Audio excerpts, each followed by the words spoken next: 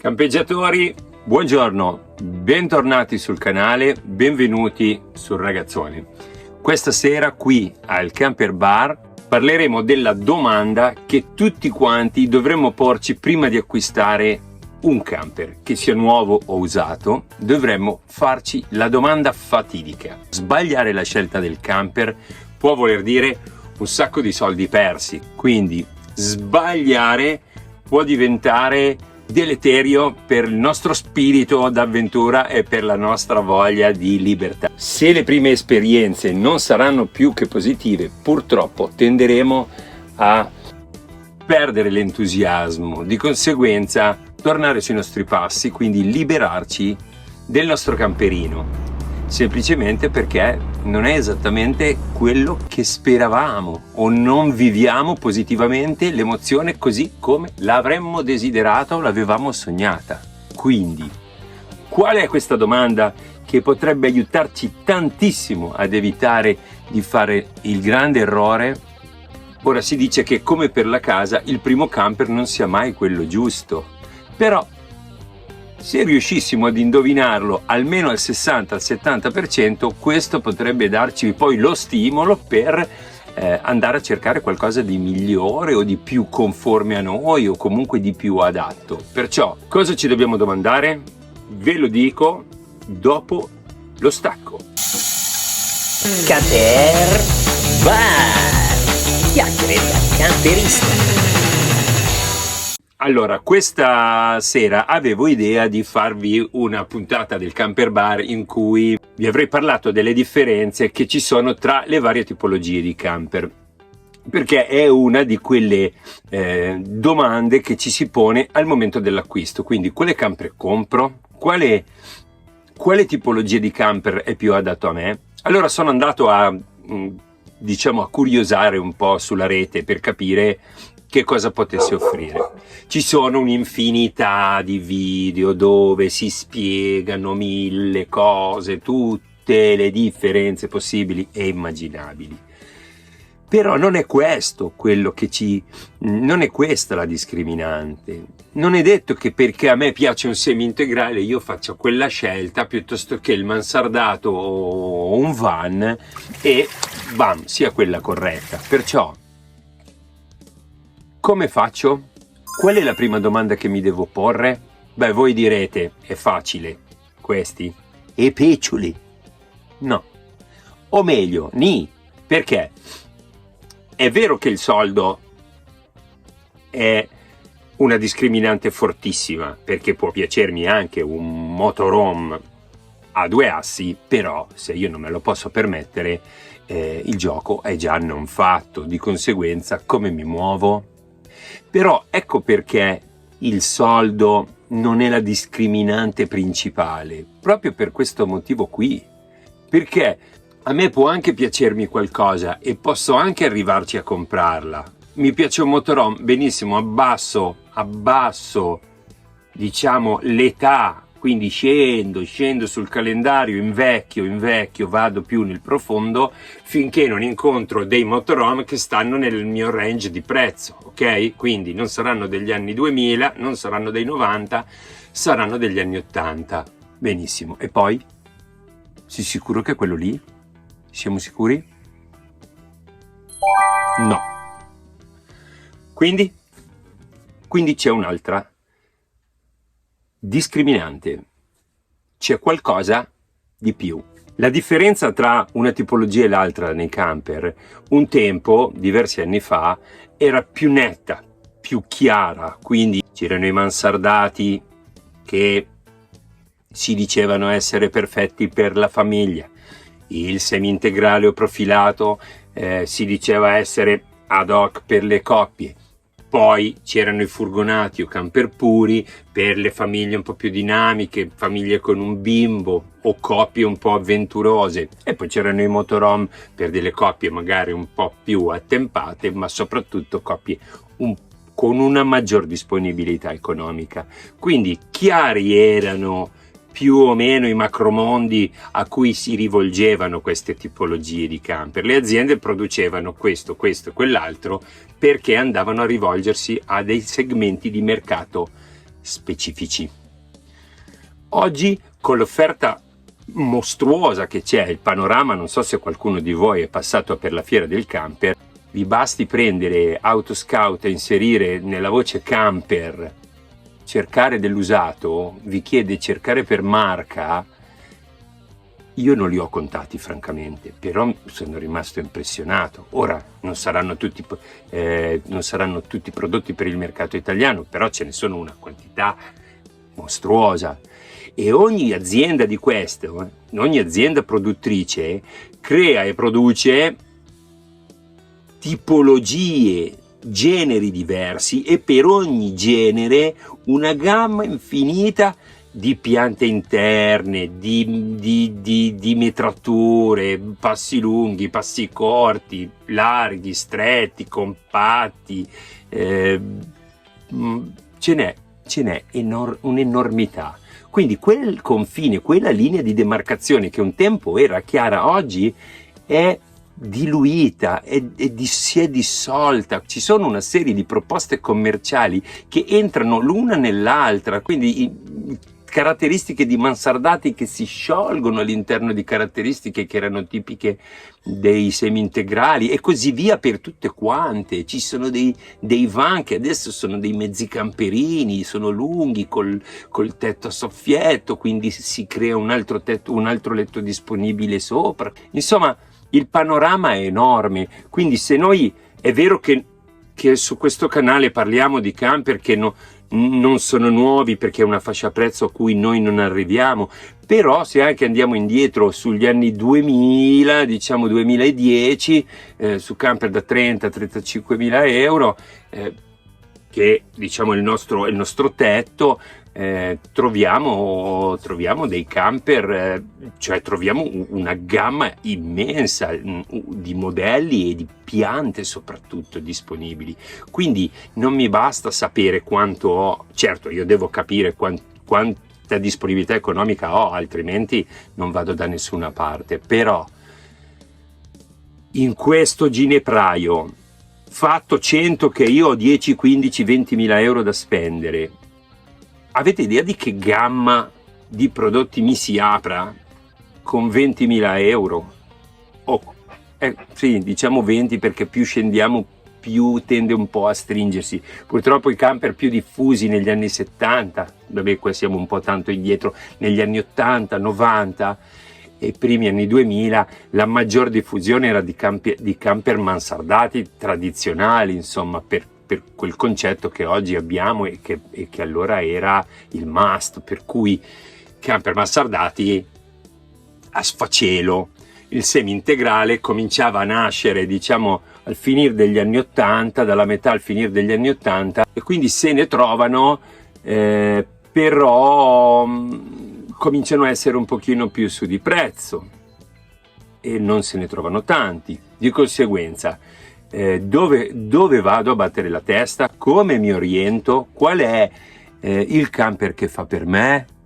La trazione posteriore, la trazione anteriore, il semi-integrale? Le domande che ci siamo posti tutti sono infinite, e succede che andiamo a perderci in una nuvola di quesiti che poi ci mettono nella confusione, e alla fine, perché c'è l'occasione, ho trovato quello, il prezzo, eccolo lì, il prezzo, la discriminante, ho trovato quello lì col garage. Ragazzi, io ho comprato, cercato il lungo, il largo, ho fatto il demonio per avere un semi-integrale che stesse dentro i 20.000 euro, con il garage e il letto in coda.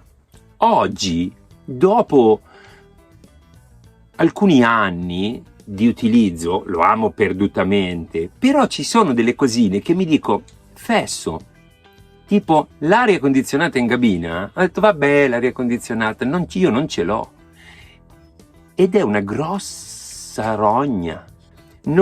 Con la consapevolezza di oggi, io se dovessi cambiare un camper non lo prenderei mai più senza l'aria condizionata, per diversi motivi, non sto ad elencarvelo. Per la mia famiglia, per il mio nucleo familiare, questa cosa è essenziale. Il garage, ragazzi, è fantastico, avere un garage è meraviglioso, però per come sto vivendo in questi anni io, questo camper qui, Oggi io potrei fare un cambio e sacrificare il garage per qualcos'altro, ok? Perché mi sono reso conto che per la vita che faccio un bel gavone grande o 2 gavoncioni potrebbero essere sufficienti. Quindi io non porto lo scooter, non porto le biciclette, quindi quello che ho dietro, tavoli, sedie e un po' di altre cosine, potrebbero stare stivati altrove. Quindi qual è questa benedetta domanda, Luca? È: quanti letti dovrà avere il mio camper? Punto. Perché?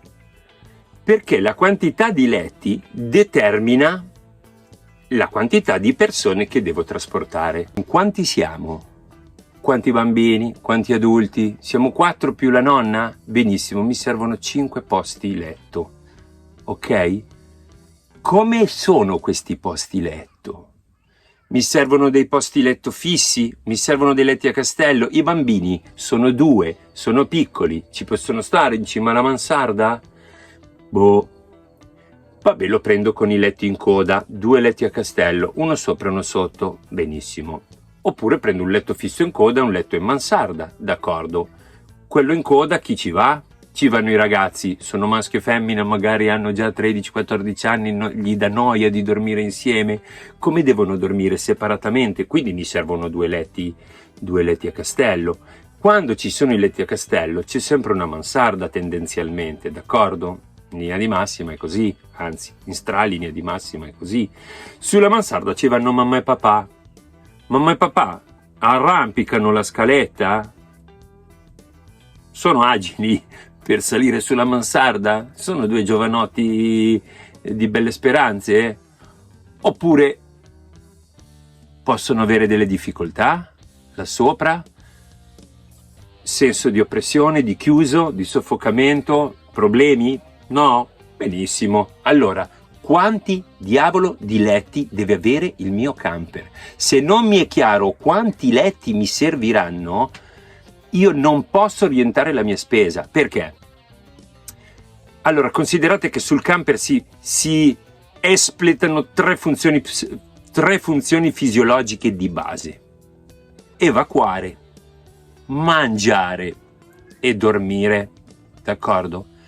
Però, mentre per le prime 2 si può fare anche in alcuni casi all'esterno, ora prendetelo per quello che vale, nel senso, mangiare, possiamo mangiare fuori, al bar del campeggio, al ristorante, o come tutti i camperisti, quando il clima chiaramente lo permette, mangiare sotto la veranda, fuori dal camper. Quindi per una grande fetta dell'anno questa cosa è fattibile, possiamo mangiare fuori.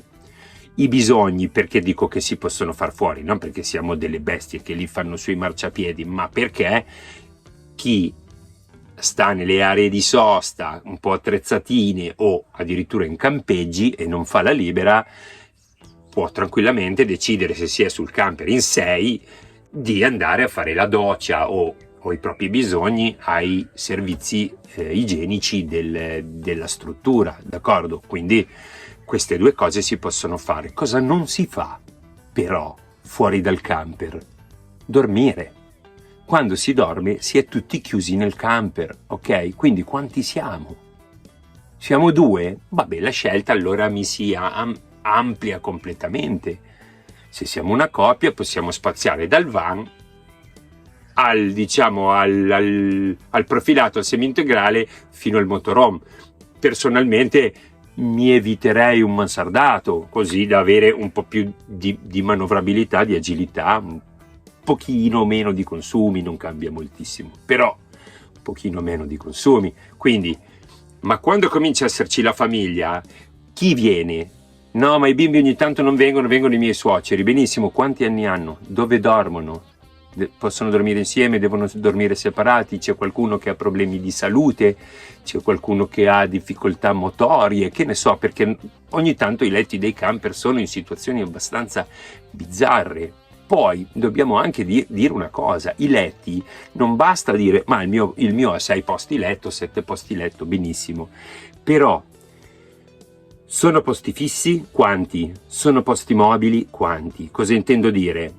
Posti fissi sono quei letti che stanno tutto il giorno, che tu sia in viaggio, fermo, mattina, mezzogiorno, sera, piena notte, là sono, li tieni fatti e là rimangono. Quindi tendenzialmente il letto in coda, che sia la francese, che sia trasversale, siano i gemelli, oggi ce ne sono varie soluzioni, quello nautico, o che sia il mansardato, quelli sono letti fissi, come lo sono i 2 letti a castello. Li prepari, li fai, quando è ora di andare a nanna, 2 vanno in mansarda, 2 vanno ai letti a castello, la famiglia è a cuccia, ok? Giusto per usare un cinofilismo.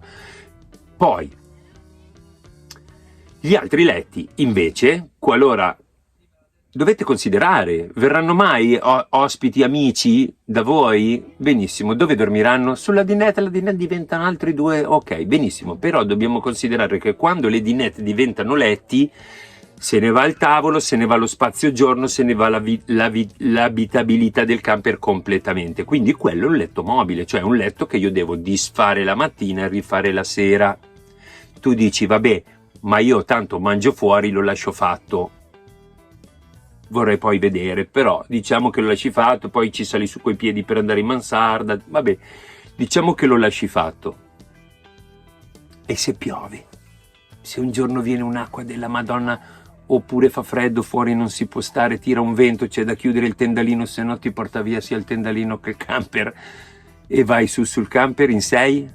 C'è posto per mangiare? Sul camper che volete comprare, se c'è un'emergenza o vi fermate per strada perché volete visitare Firenze e siete di passaggio, vi fermate una notte, fatela libera, vaffanculo, una notte di libera. Ci state?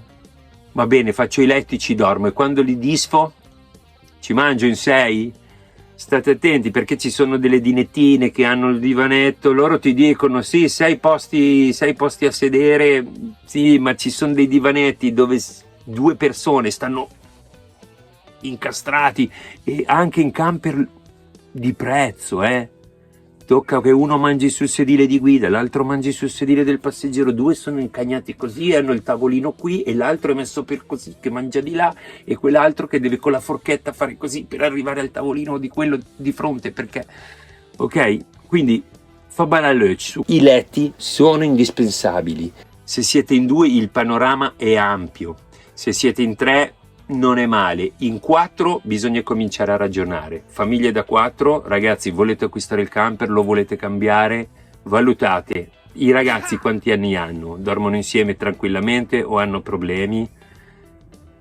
Chi va sulla mansarda, chi va in coda. Oggi ci sono un sacco di semi-integrali che hanno il famoso basculante che va ad appoggiarsi al soffitto, ok? Sale e si attacca al soffitto. È carino, è una cosa che non è male, una buona soluzione.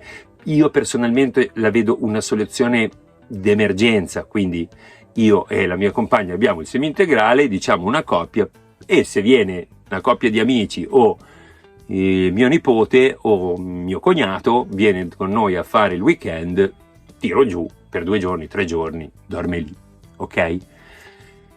Però attenzione, perché quei letti basculanti che vanno su, io sono 1,90 m, lì sotto non ci sto, ok? Non ci sto, devo stare così, come nel mio bagno, però nel mio bagno io ci vado un minutino, faccio i miei bisognini, o sono seduto o sono in piedi, posso anche stare con la testa gobba, con la testa china, e la cosa è fatta. Però ci sto pochi minuti, non sempre, però diciamo tendenzialmente pochi minuti. La dinette è la zona giorno, ci si deve muovere. I giorni di pioggia, i giorni freddi, dentro al camper lo spazio è risicato, quindi se c'è anche quel coso lì, se siete un po' più bassi del 1,90 m, dal 1,80 m in giù, ci passate, se no prendete bene la misura, dipende un po' dalle marche, dalle aziende. Certe cose che vi dico valgono anche per i camper nuovi, se avete la possibilità e la fortuna di comprare un camper nuovo o comunque molto recente, fate lo stesso queste valutazioni, ok? Anzi, a maggior titolo fatele, perché spenderete tanti soldi, quindi ballare l'occhio. Di conseguenza, ricordate che più letti avete bisogno e meno spazio vitale avrete. Poi ho visto gente che mette i letti nel garage e fa dormire qualcuno nel garage. liberi, liberissimi. Io avrei potuto, a parte che non ne ho la necessità, non ho il bisogno, però mi piangerebbe il cuore. Non ci metto neanche America, nel garage non ci sono finestre, alcuni le fanno proprio fare, d'accordo, però per l'emergenza vale un po' tutto, una notte, ok? Quindi per il weekend vale tutto. Se la vostra famiglia è numerosa, se poi avete i cagnolini, i gattini, i pisciolini, valutate anche loro, perché non è da poco. Un cane da 30 kg, America, dorme qui dove sono seduto io adesso, su questi miei fantastici copricuscini cinesi. Vi lascio il video qua se le volete vedere. Lei dorme qui, lei pesa 30 kg, è un Amstaff, è grossa come un sacchetto del cemento, ma quando è sdraiata qui, fine. Quindi la domanda principe è proprio questa qui: quanti cacchio di letti mi servono? Una volta che mi è chiaro quello, io tolgo tutti gli altri camper, non sto neanche a guardare i prezzi, se ci sto dentro o non ci sto dentro, non li devo comprare, perché se lo compro e poi diventa un incubo andare in giro, non lo uso più, né voi né chi viene con voi. Dite se matte, veti col camper, capito? Fa balalec. State attenti. Allora, perché dico che i soldi non sono più importanti di quanti letti? Perché prima devo capire cosa mi serve. Dopo, quando mi è chiaro questo, valuto le mie finanze e faccio un check di cosa posso comprare di quel tipo lì con i soldi che ho a disposizione. Non io ho 20.000 e allora guardo tutti quelli da 20.000. Non lo fate. Non lo fate. D'accordo? Se volete godere, magari non è quello che sognavate, magari è su base Renault, io volevo il Ducato 2008, io volevo il posteriore, ma chi se ne frega se poi fate una vita... Anche a me mi garbava con l'integrale, il letto in coda, e poi non ho l'aria condizionata. Sì, c'ho il garage fantastico, non ci metto dentro niente, però crepo quando c'è 45 gradi il 3 di agosto, d'accordo? Quindi degli errori si fanno, li farete, non importa, ma almeno per dormire, ragazzi, per andare a fare la pipì si va giù, si va in bagno. Se si è in tanti nel camper o se i ragazzi vogliono la privacy, il papà dice: senti, sai che c'è, io la doccia, i denti e la cacca la vado a fare nei bagni del campeggio, che in molti casi sono fantastici, più belli di quelli di casa. E mangiare uguale, tutti fuori, tavolata, piove, anche se ti bagni le chiappe, pazienza, ma dormire no, dormire bisogna salire tutti su qui, ok? Quindi occhio, fuori non è bello come avrei voluto, sì, ma quello che avevo visto coi fascioni dorati, perché un like è tutto... Fa niente, poi tanto fate un'esperienza bella e godetevela. Poi potete sacrificare un po' la cucina, ma i letti no. Potete sacrificare i letti e la dinette, perché sulla dinette ogni tanto è necessario avere dello spazio. I letti però no. Il bagno è piccolo, la doccia non è separata. Vabbè, magari al prossimo camper mi organizzo, la vedo bene, capisco, ma i letti cercate di non sbagliarli al primo giro, ok? Perché almeno fate una bella esperienza. Poi, forti di questa esperienza, direte: benissimo, allora io quella roba lì posso anche sacrificarla, quest'altra, i miei figli sono grandi, mo non vengono più, prendo un van invece che un mansardato. Dopo farete le scelte del caso, va bene? Così non direte: ma quel pirla del Luca mi ha detto che i semi integrali erano per le coppie, le giovani coppie, o per il mansardato per la famiglia, e invece mi sono trovato fregato. La prima domanda è: quanti letti mi servono e chi abita in quei letti? E non è che posso avere dei letti lassù se poi ci deve andare, che ne so, mio nonno che ha 87 anni e non riesce, non ce la fa, poverino. Non posso, capito? Non basta il numero degli abitanti, bisogna vedere chi li abita poi i letti. E come i nanini i 7 nani, capito? 7 lettucci piccolini, ognuno c'ha il suo. Se ci vai tu che sei 1,90 m, dormi con i marroni che toccano le piastrelle. Vi devo dire ancora una cosa, per cui ordinate un altro caffè o prendete un'altra birretta, 5 minuti solo per dirvi l'ultima cosa importante. Attenzione all'omologazione, ok?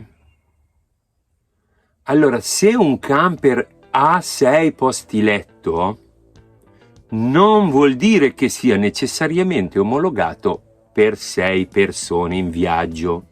State attenti per quante persone ho omologato in viaggio. Ad esempio, il mio camper è omologato per 6 in viaggio.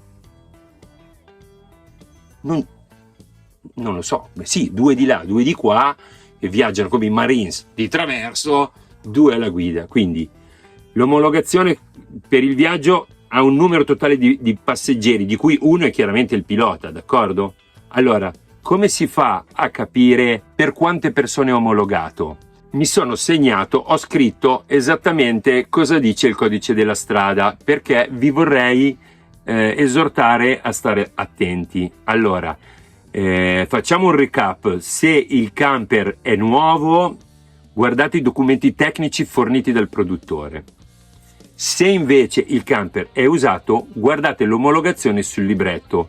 Vi lascio qui un'immagine di un facsimile di un libretto perché voi possiate vedere dove è quella S1, quello è il codice che fa riferimento alla quantità di persone per cui il camper è omologato in viaggio. S2 è una cosa, potete anche non guardarla perché è le persone per cui è omologato in piedi, come se fosse, però per autobus, probabilmente per mezzi di diverso utilizzo. Quindi se state comprando un camper usato andate a vedere sul libretto. Se siete solo 2 problemi non ce ne sono. Se siete un po' più numerosi o pensate di fare le ferie con amici e parenti, date un occhio, mi raccomando. Allora, io mi sono segnato e me lo sono proprio scritto perché a memoria non me lo sarei mai ricordato e non vi voglio dire delle cazzate. Allora, cosa dice il codice della strada riguardo ai passeggeri a bordo del camper? Dunque, l'articolo che disciplina la questione è il 169, che cazzo me ne frega, va bene, lo so. Quindi, se hai un camper omologato per 2 persone e viaggi in 3 o a salire, cosa può succedere? Te lo dico subito. Da 169,99 euro a 680 euro di multa. Così, d'amblè, ok? Confisca del veicolo adoperato per commettere la violazione di cui al comma 7 dell'articolo 169 del codice della strada. Comma 7, ocio. Detrazione dei punti della patente. Inoltre è prevista una sanzione di euro 422 di fresca fino a 1697. Sa perché non 1700, facciamo 1700, cosa sono sti 3 euro per il caffè, più la sospensione della carta di circolazione fino a 6 mesi nel caso in cui la violazione del comma 7 venga commessa adibendo il veicolo ad uso terzi abusivamente. Quindi se io noleggio o do il camper a un altro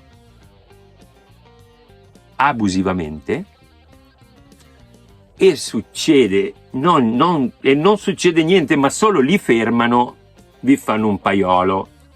Se invece succede un incidentino, non è scritto qui, però c'è solo disegnato, capito? Grosso così. Occhio, se volete vedere per quanti siete omologati, S1 è il numero sedere omologato, S2 il numero di posti in piedi omologato se previsto. Abbiamo fatto veramente tardi, è passata più di mezz'ora, per cui direi che per questa sera può assolutamente bastare così. Ricordatevi la domanda essenziale: quanti letti mi servono e chi li deve utilizzare questi letti, d'accordo?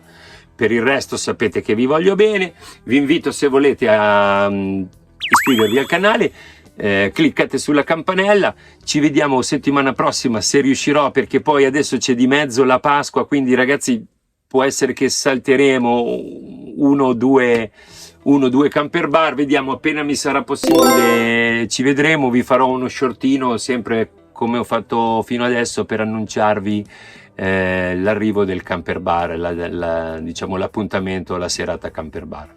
Vi ringrazio ancora per essere stati con me, vi abbraccio, ci vediamo alla prossima. Campeggiatori, vi voglio bene, ciao.